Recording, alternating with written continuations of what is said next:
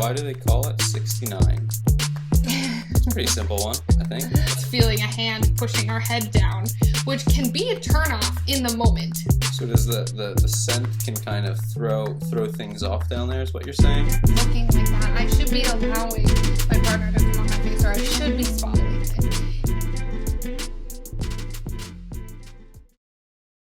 Hi everyone. Today we are answering all your questions on oral. So Sean, what is our first question of today? My boyfriend likes to push my head down to get me to blow him. Why do guys think this is okay? So her boyfriend is pushing her head down while she's giving head, right? I think she's saying more that like he's pushing her head down to get head. Yeah. Okay. So maybe a slight bit of pressure. I think it's like rather than saying, "Hey, can you give me head?" he's just like, "Give me head." So there we have no communication outside of like our body language and what's going on. But that can be really confusing to people, right? Because how sexy is that when all of a sudden we're just feeling like a hand pushing our head down towards the penis? Yeah, it seems like a kind of a cop-out on the guy to just not be like, "Hey, can you give me head?" And like vocalize what he wants. It's all, I mean... And I'm kind of wondering what's going on that maybe he's not asking her, "Hey, I really like head and I would really like you to perform oral on me. Is that okay with you?" And all of a sudden we're just feeling a hand pushing our head down, which can be a turnoff in the moment. So, average Joe version, guys, ask, don't push. They prefer it. Oral is extremely pleasurable, so let your partner know that's where you would like to try in bed versus just kind of forcing them or pushing them into doing something, because that can be a really big turnoff. We don't want to feel physically pushed into anything. All right, what's question number 2? My girlfriend loves head, but she sort of smells. It smells like BO. It really ruins the mood. Is this normal? Yes, of course that's normal. So for a female, right, there's a lot going on down there, right? It's an opening to our bodies, and there's a lot of yeast, a lot of smells that happen. So it is completely normal that maybe your stuff is smelling kind of funny. Completely happens. Maybe it's through the day, maybe you've sweat more that day, you have more yeast going on, maybe there's a little bit of an infection where there's more yeast. So yes, it's normal. And any women out there, if you feel like this is something that you're also experiencing, there's a lot of women experiencing it too. Ask your doctor. You know, a lot of doctors will come back and say, you know what, you have a little bit more yeast than normal, and there are things that we can do. So ask your doctor. It's really common for women to just kind of take a paper towel with a little water and freshen up, or maybe they carry wet wipes. I encourage you, if you're carrying wet wipes, to get the unscented kind. That's really delicate skin down there, and adding in a scent can open up a whole host of issues. So does the scent can kind of throw things off down there, is what you're saying? It sounds like for this couple, it definitely is. I meant scent of the wet wipes. So what you're saying is, like, even if you get the wrong type of wet wipe to try to help with the issue, you might make it worse. You could make it worse, right? Because down there it's a really delicate imbalancing the pH, and you add some wet wipes in and you're gonna throw your whole pH off, and you need that. Like, your body is averaging itself out, and you throw in some scents and yikes, you could get out of balance. But in this case, what we're really looking at is it's bothering the partner. So, you know, he's saying, I really want to go down on my girlfriend. She also wants me to, but hey, it's a little bit of a turn off. So there is really opening up this safe communication, because it can be a really vulnerable topic. So when you do bring this up to your partner, if you're experiencing this with your partner, you know, starting with something soft. Hey, I love having intimate times with you. Start with a compliment. Start with something soft, you know, something that you love about them, or like your time together. Once we use the word you, the other person can become really defensive, feeling like you're criticizing them. And in general, sex is a very vulnerable topic, so we want people to feel the most comfortable. And is there, just in general, is there better times of the day where you just happen to notice your girlfriend's fresh out of the shower? Maybe that would be a good time. Right. So when you're discussing a big topic, um, maybe it's sex or maybe it's outside of sex, sometimes just asking, hey, I want to bring something up with you, is now a good time, because we don't know what that other person is going through at that time. Maybe they're thinking about their to-do list for the day, or they're actually really stressing out with something happened at work. So even just bringing up, hey, I want to bring something up, is now a good time? When is? So question number 3, why do they call it 69? It's a pretty simple one, I think. Maybe I'm maybe not. The figures Maybe. really give you a great demonstration. Hey, 69 can be a beautiful thing, right?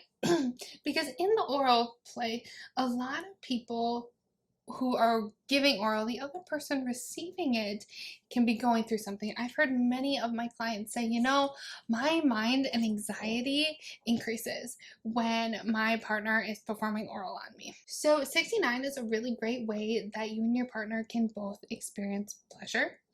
And it it can kind of distract our mind from wandering off. Women, more than men, are able to multitask, which is kind of funny because, really multitasking is not the most efficient way to do anything. But, women's minds wander more. And keeping in the moment and staying present, if 69 is what is for you, well, there you are. You're being interactive. You're engaging with your partner. And it's completely pleasurable. You're really giving these random acts of oral to both people at the same time. Gotta keep the wandering mind occupied sometimes, I guess. It's common that our minds get distracted during sex. And if you feel that this is you, I would encourage you just to kind of focus back on your breathing and then kind of bring your mind back into what is going on. Sometimes we do get anxiety or we do get distracted with the to-do list for that day. So taking a few deep breaths, pushing every stressor to the side again, coming back into the moment. Question number 4. Is it okay to swallow? It's like is this a health question? Like, is cum bad for you, or I don't. What do we think the question is? Is it bad to swallow? No, it's not bad to swallow, and it is complete personal. It's your own decision, right? What do you feel comfortable with? If you feel that is comfortable for you, then fine. But this really is an individual's choice. And make this choice based on what you're comfortable with. Maybe society is pressuring you in one way. I think there's this whole stigma that, men think it's very sexy for their partner to swallow, whether that is a man or a woman. What do you think, Sean? To each their own. I mean, nobody's gonna, if you've gotten that far, I'm sure your partner's not gonna be complaining. But what about what you're hearing in society? Like, our people that you're around, like society in Miami, finding that it's sexy for their partner to swallow? I guess if I had to like really look at where the needle was leaning, I would say probably there's a preference to that versus not, but it's kind of like what do you do with it if you're gonna spit it out? Where you gotta go somewhere? I think it's more streamlined than just. Okay, so you're looking at the convenience of it, and there is places to completely spit it out. But I want to bring in Their side of the bed, oh, not yours. But bringing in this idea of porn. What do we see in porn, Sean? Lots of cum loads. There's a lot of coming on the face, right? Mm-hmm. Like not necessarily like they're usually not finishing like while getting head. They usually kind of like finish on their own terms onto the girl. And so then that really proliferates itself into society of the person feeling, okay, I should be looking like that. I should be allowing my partner to come on my face, or I should be swallowing this. And again, porn is not real. And I want all of you out there to completely delete the word should out of your head and realize that porn is not real. And that porn can really create actually a very degrading sex life if we follow it. And to have the best sex is to really feel the most confident and comfortable in that moment. Going back, really, what do you want? Do you want to swallow or do you want to spit? That is completely up to you, and whatever you choose is sexy. from a guy's perspective, we'll be happy either way. So I really want to bring up how sexy actually oral can be, and how for many, many people, oral is so much more intimate and engaging in bonding with their partner than penetration. And it really is this extremely intimate experience. Sean, what do you think in society today of what you're hearing here in Miami, because that's where we are? Are you feeling the same thing of what's going on in society, that oral is more intimate than penetration? Definitely, you're definitely closer with the partner at that point, right? In hookup culture, shorter term relationships, uh, easier to kind of protect yourself doing regular intercourse. I feel like there's a comfort level with really kind of using your mouth on somebody's parts. And I think that's so interesting, because you're right. Oftentimes when we're just starting to date somebody or we're just hooking up with somebody, we completely skip the oral and we go right to penetration. And right, it's easier to protect ourselves because I think societally we're more used to condoms, versus if you're protecting yourself through oral, we'll add in like a dental dam. And I really believe that a lot of this is because it's such a more intimate experience. They definitely weren't giving dental dams out at college. Really shitty condoms, yes, but And I think dental dental, dams. yeah, and I think going on like the safety and the hygiene of oral, I think dental dams are really important, because maybe you are just starting to date this person and you do want to protect yourself. So they have like, dental dam is a very thin piece of latex, like in a square or rectangle, that you would just lay over the genital. Some people will use household products like saran wrap, and I'm telling you, stay away, because the spores from, let's say, HIV or another STD can actually come through the saran wrap. So go out and buy those dental dams just like you would condoms. Going and getting those regular STI checks. They are just as needed, because a lot of STDs can be spread through oral, and I am encouraging you to explore. So protect yourself in that way. I think next week we need a demo dental dam. It can be I don't done. think too many people are familiar.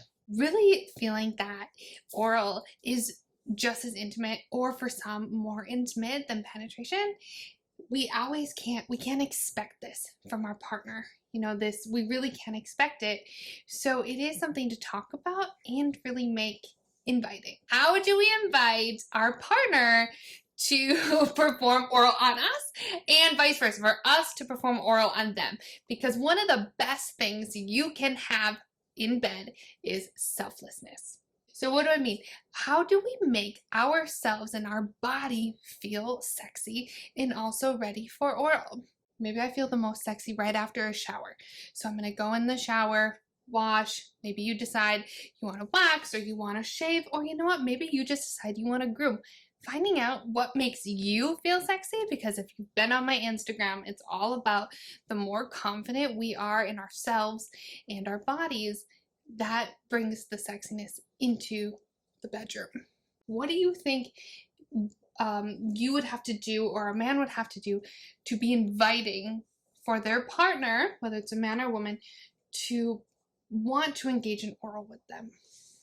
Hygiene's always key. I mean, you want to be clean for the most part. I mean, everybody, there's a kink for everything. So, you know, post workout might make somebody extra happy, but I'd say for the most part, you want to be clean, trimmed, you know, have the main area kind of groomed out, and then also you can always lead by example. If your partner likes it, you can always start off, and that can lead to them wanting to reciprocate with you. And Sean and I are just hitting on like what the person finds attractive. If you're feeling very safe in that relationship, going like, what do you like? Because it may be completely different than what you find confident and sexy, but that's okay. So maybe you mix it up, or you find out what your partner finds attractive, and then maybe you'll also start to find it attractive. Every conversation kind of leads to wherever it goes, and that is strength, bonding, progress in a relationship, and all of those things lead to a better sex life. So sex is between the ears. oral can make us have to push ourselves out of that mindset even more. You know, we have this pressure of, oh, I feel I should be orgasming. I feel I need to get there. You know, even many people are saying, I need to orgasm because I want to please my partner. So many people put so much pressure on themselves to orgasm that this can actually create your muscles to tighten. So maybe you'll feel it like in your arms or your leg muscles actually tightening. Well, you're going the opposite way of having an orgasm, because one of the best ways to get yourself to that climax is to remain relaxed. When you feel yourself in that moment having anxiety, just focus on your breathing. Breathe in, breathe out slowly, and then redirect your mind into that moment. And redirect maybe your mind to your partner. So maybe you put your hands on them, you focus back into that, you focus on your breathing, and eventually it will kind of start to come in because the breath will start calming you down. Exhale, you want to be even slower than the inhale. So some people will breathe in for 4 seconds, they'll hold for about 3 seconds, and then slowly breathing out for 8. It can really put your mind back in that moment. Maybe you just have to put your hands on your partner too, you know, to ground yourself, feel safe again, and that can help. So this whole session today, this whole podcast, Sean and I have been talking about how oral is very intimate. One of the best ways that we can feel intimate and connect with our partner is through the position we're having sex or oral in. So when we think of giving head, oftentimes people think one person on their knees and the other person standing up. Maybe if that's not for you, try a different position. You know, maybe try laying down, maybe try more connection through your hands, or think about how can I put more of my body on my partner? How can I feel more intimately and close and physically connected to my partner? You know, sometimes people don't like being on their knees and the other person standing. That can make them feel maybe submissive or out of control. So switch it up. Think about how can I find a position that I feel completely comfortable, you know, performing oral on. So more like being more like connected, like physically connected. Yes, versus being more separated. Yeah, being more physically connected.